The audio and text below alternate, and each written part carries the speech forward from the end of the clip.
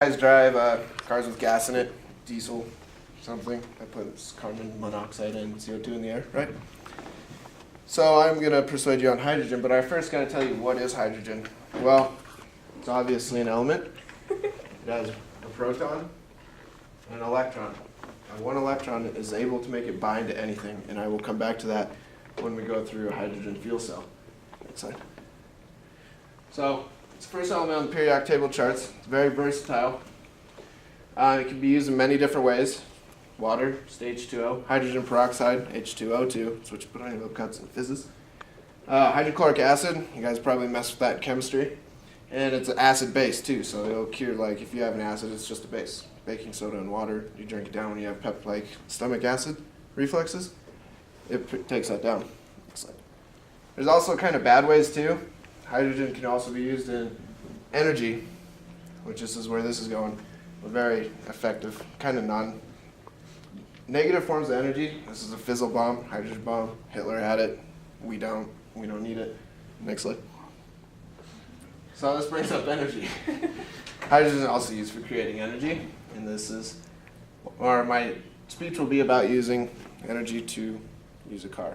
Hydrogen fuel cells in cars.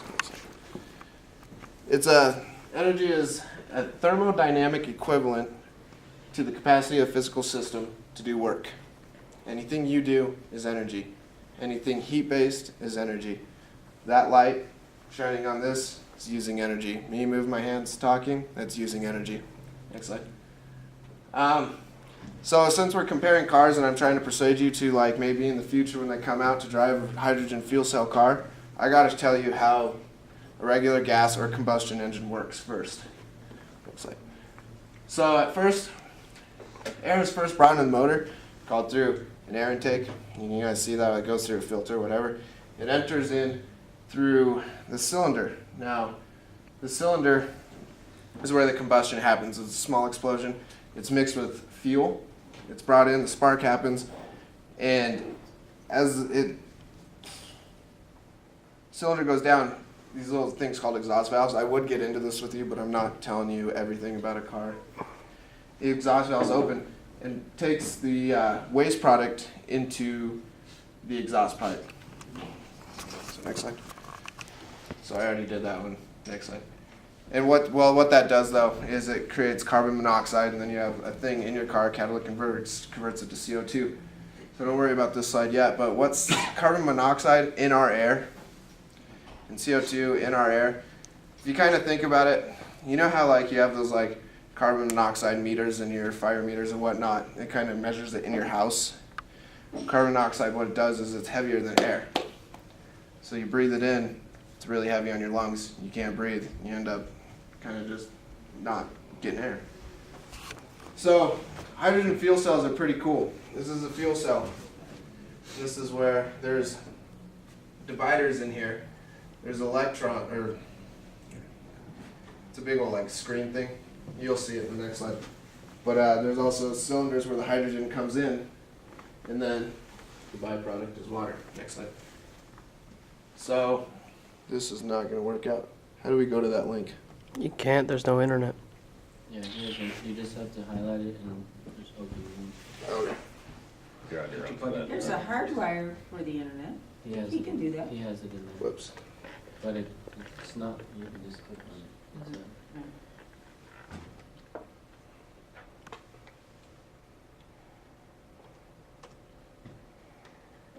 Yeah, what happened there? I think you just deleted it. Yeah, but alt-delete. Yeah, that was backspace. Press the other one. It's the other one. The other one is Control Z. Let's retry this. Control Z is what you're looking for. Yeah, One more there's time. one. There's two. right click. Yeah, right click. And It should say oh, it wasn't. I didn't make it a hyperlink. That's why. Let's go like this.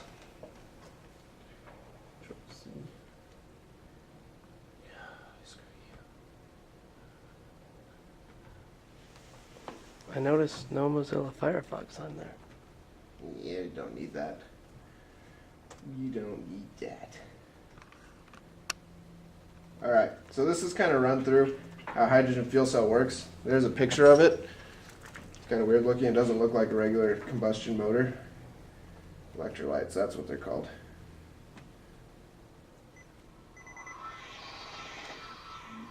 I can't make that bigger. Fuel cells can possibly power anything, from tiny microchips to cars to entire buildings and power plants. Getting the juice they produce is a complex process.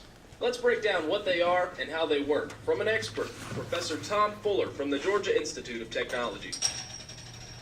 A fuel cell is a device that takes stored chemical energy and converts it into electrical energy directly. Essentially takes the chemical energy that's stored within whatever fuel you have. It could be hydrogen, it could be methane, it could be gasoline, and then through two electrochemical reactions, it converts that directly into electricity. The major components of the fuel cell are the electrolyte, which is also a separator, so it keeps So the this is the reactions hydrogen from coming mixing in. together. The This next is the pieces energy are being the exerted from the electrodes, separation. which are catalysts That's the where the byproduct. electrochemical reactions occur. And then beyond that, there's typically a bipolar plate, or again, sometimes called a separator, but this is a way to collect the current and also build the voltage from the cells. The fuel cell runs best on hydrogen, but hydrogen is not, available. You can't dig up hydrogen out of the ground. You can dig up a fossil fuel and convert it into a hydrogen-rich stream. But to do that in a fuel cell, you need to reform it and then clean up the gases quite a bit before you can put it in a fuel cell. So that was kind of, I'm not going to go through the whole video just because of like time-wise, but he was kind of right. Reform it in a vehicle, convert it With hydrogen is very hard to get, but you can break down a fossil fuel for it. But let me get back to that. With that little light bulb that you guys saw, with a hydrogen fuel cell car, that would be a motor. And usually what they do is they'll put one of those motors by each tire. And each tire will be, the energy will go through, it'll turn the motor, with electricity, because that's what it's creating is the energy, and the car will move. But, hold on real quick. But also the byproduct, you want to find where that link was and then go to the next one. Back here. Let's go back here real quick. Oops. Okay, so this would be the light bulb in that movie. So the hydrogen would come in and the oxygen would come in. They'd hit the electrolyte, they'd separate, and then there'd be two hydrogens hooked together because hydrogen can't stand alone. It's H2. Goes out as water. The energy comes off onto the motor, spins the tires.